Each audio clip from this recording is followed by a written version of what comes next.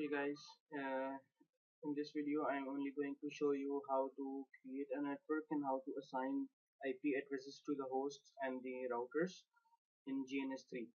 So let's start by making a simple network here. I'm taking a router 7200 and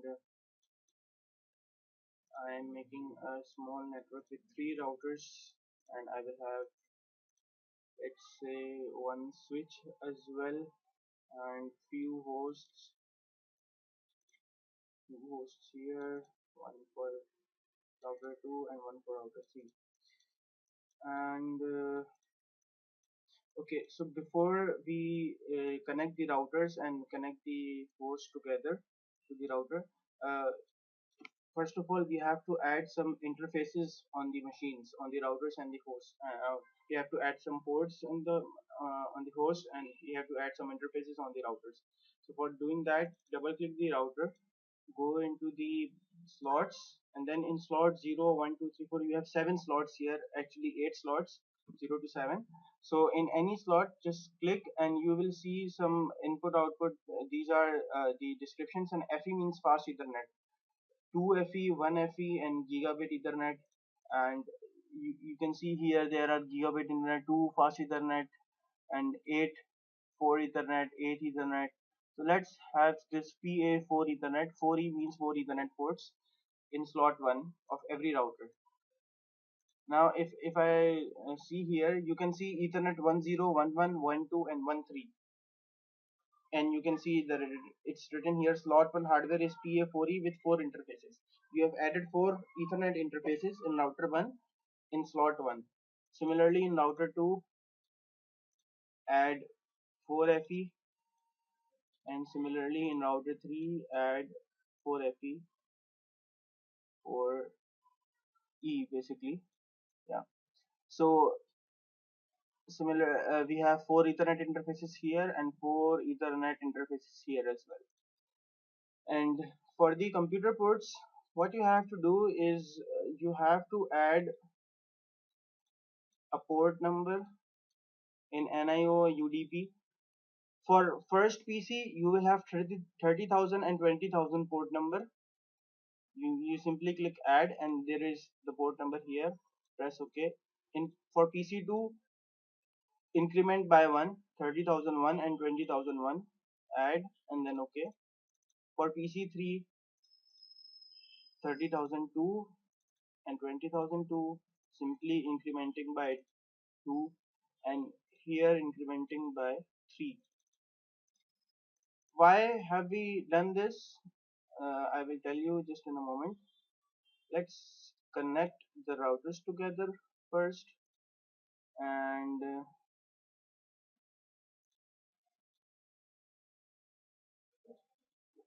click this port because we have added this port in the host, and then here, here, here, checking this port. Okay, now the interfaces have been connected, and we will see here which interface is connected to the host. E11 is going to this network, E12 is going to this host, and E11 is going to this host. E10 is connected to this will be E10, this is E10, and this is E11, basically R2 E11, 10 11 and 12, 10 and 11, 10 and 11, and these ports are connected. Now for configuration, just start,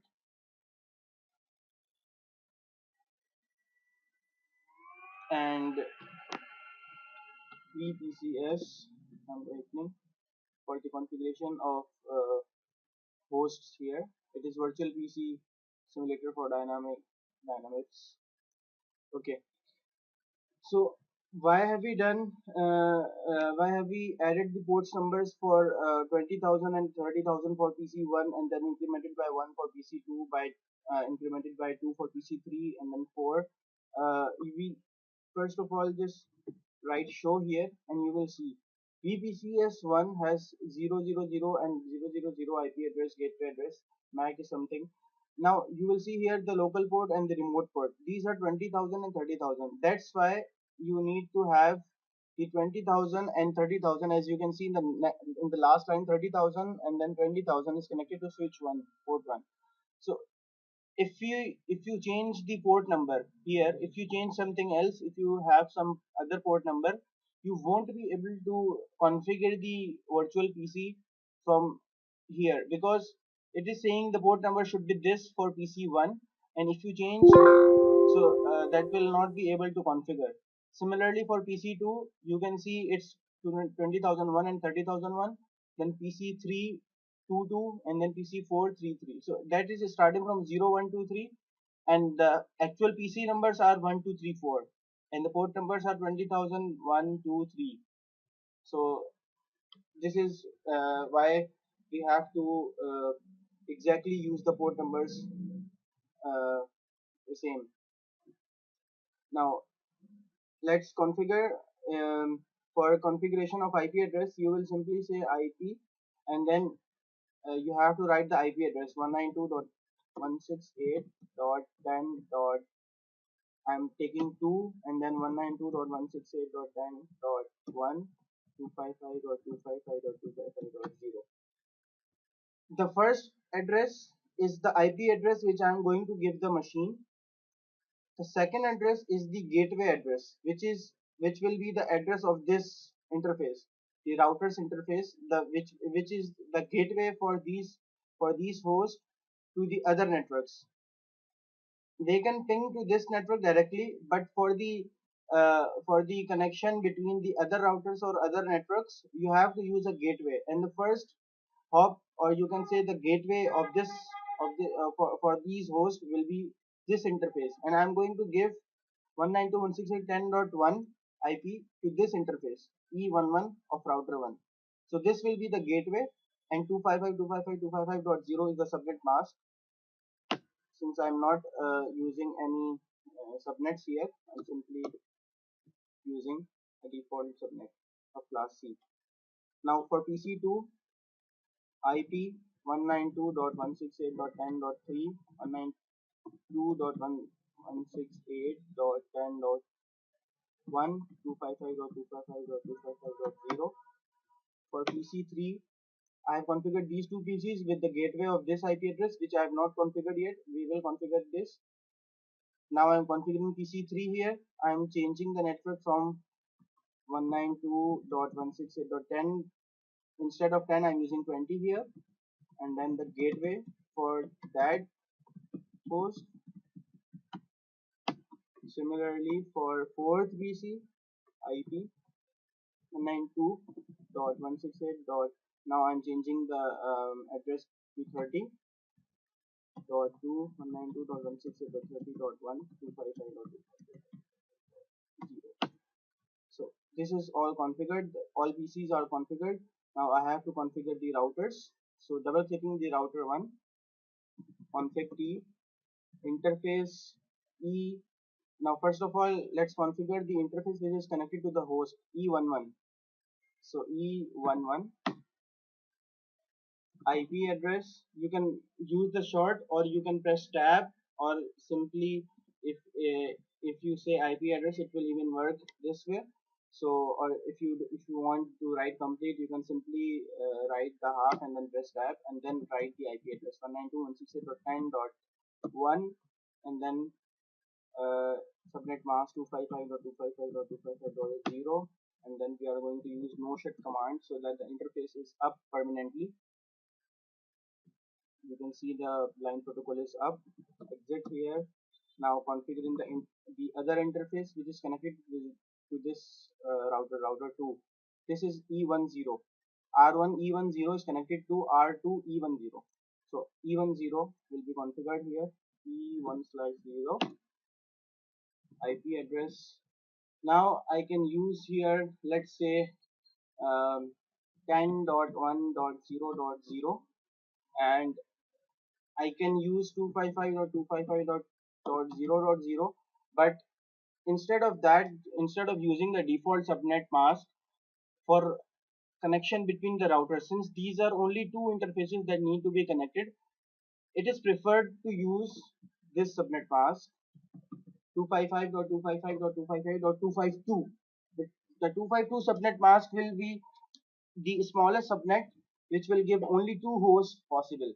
And the first address will be the network address, then two host addresses, and then the last address will be the broadcast address. What I'm saying is, if you let's 10.1.0.0 is the network address, will be the network address, then 10.1.0.1 and 10.1.0.2. These two will be the host addresses which can be configured on this interface and this interface. So I will give 10.1.0.1 to this and 10.1.0.2 to this interface, and then this will be 10.1.0.3. This will be the broadcast address for this network. So this will be the smallest network here, which will only have two hosts. So that's why we use the subnet mask 255.255.255.252.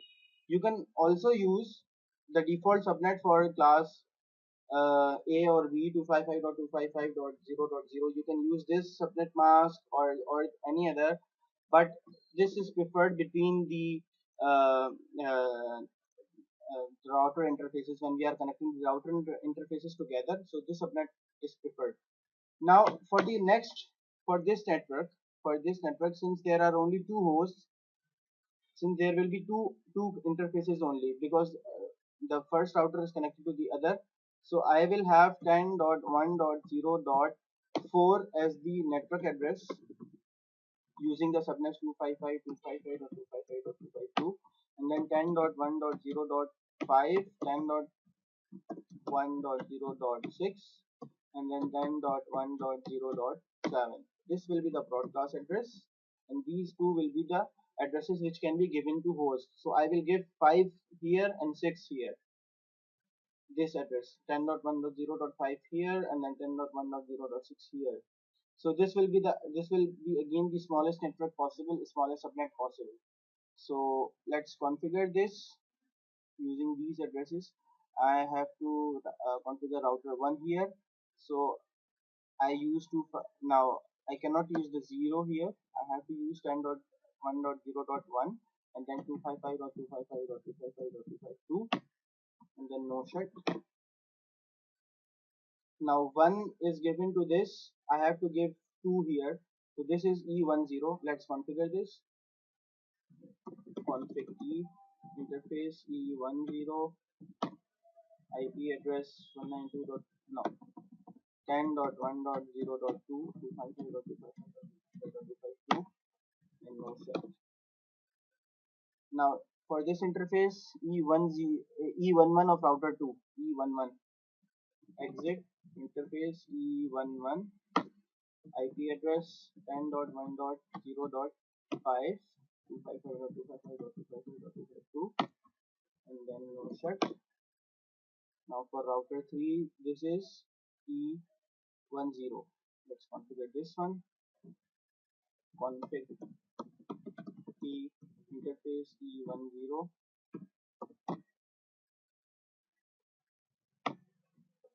IP address 10.1.0.6 then 255.255.255.252 no shut. And now I also have to configure this interface E11 of router 3. Exit here interface E11 IP address which will be 192.168.30.1 basically 255.255.255.0. Now you can see the 30.1 is this and 30.2 is host. 20.1 is this and 20.2 is host. 10.1 is this and 10.2 and 10.3 are these hosts, and these interfaces have these IP addresses 10.1.0.1 and 2 and then 10.1.0.5 and 6 between this network and this network. So all of our interfaces have been configured. Let's try pinging the network, pinging the gateway. First of all, let's try pinging the gateway 192.168.10.1 it is pinging. So PC1 can ping the interface of router 1, but it will not be able to ping the any interface of router 2 since there is no routing done. 192.168.20.1 if I will say. So this is saying destination host unreachable because basically we have to use a routing protocol. Similarly, let's try PC2 ping 192.168.10.1. This will be uh, this will be pinging correctly. Now PC3 ping 192.168.20.1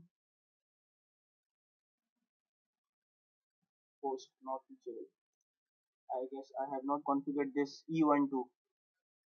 Let's see here. No, I have not configured E12. Exit interface E12 IP address 192.168.20.125.5.255.255.0 and no set. Now I will be able to ping the address 192.168.20.1. It is pinging now. And then for PC4 ping its gateway 192.168.30.1, which will be okay. Now we have to do the routing between the routers. So I'm going to use EIGRP instead. Okay, in here config T you have to say router EIGRP and then the AS number. Let's have 1.